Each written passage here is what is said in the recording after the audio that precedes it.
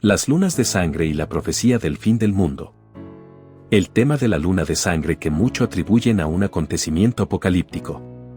¿Qué es una luna de sangre?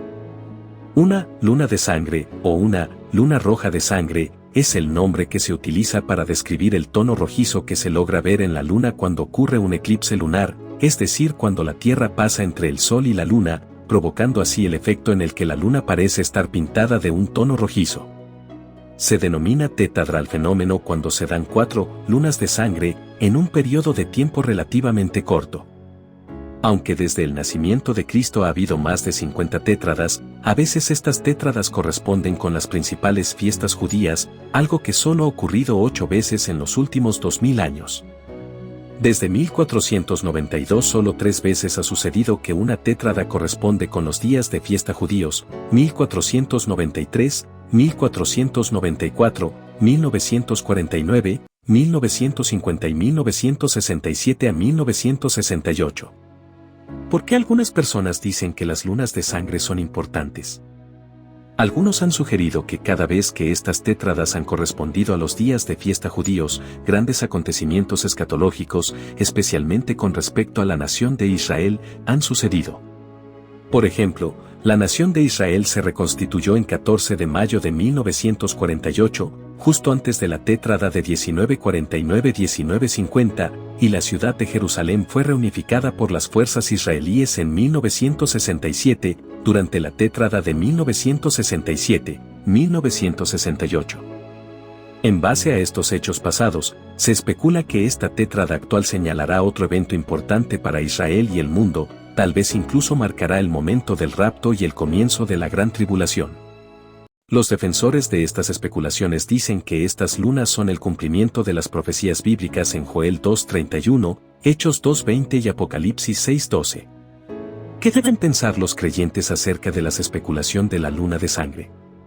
Es importante para los cristianos ejercer el discernimiento y cuidado bíblico en medio de este tipo de predicciones, en lugar de añadirse a aquellos que les encanta la especulación fantasiosa. Al observar estas predicciones de la luna de sangre, puedo ver por lo menos 2 conclusiones erróneas.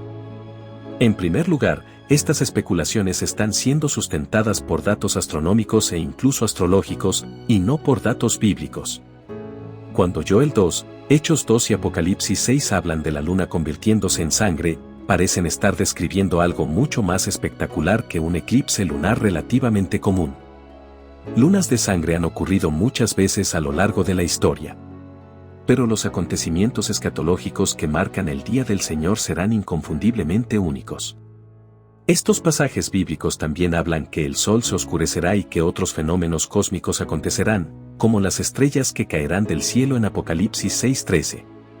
En esencia, el lenguaje de la Escritura representa algo mucho más dramático que un eclipse lunar normal.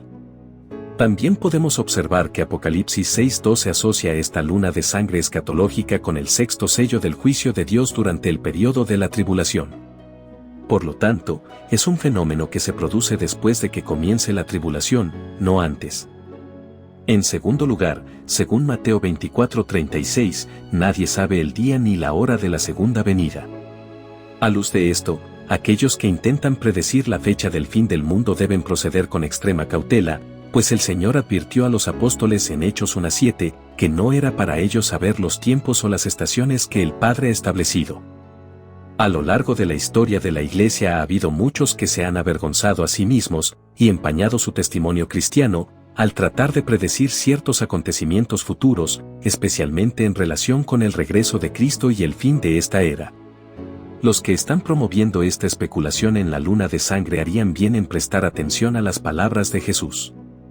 Por último, es importante tener en cuenta que cuando el Nuevo Testamento habla sobre el fin del mundo, en lugares como 2 de Pedro 3, 10,15, se insta a los creyentes a no responder mediante la creación de esquemas y especulaciones de cuándo podría ser la fecha, sino a caminar en la santidad y en la esperanza, sabiendo que un día el Señor regresará. La Escritura enseña que el regreso de Cristo será de acuerdo con el calendario perfecto de Dios, no el nuestro. Mientras esperamos ansiosamente el regreso de Jesucristo debemos caminar en fidelidad, y con esa anticipación en mente, podemos decir con gran alegría y emoción, Maranata. Ven, Señor Jesús.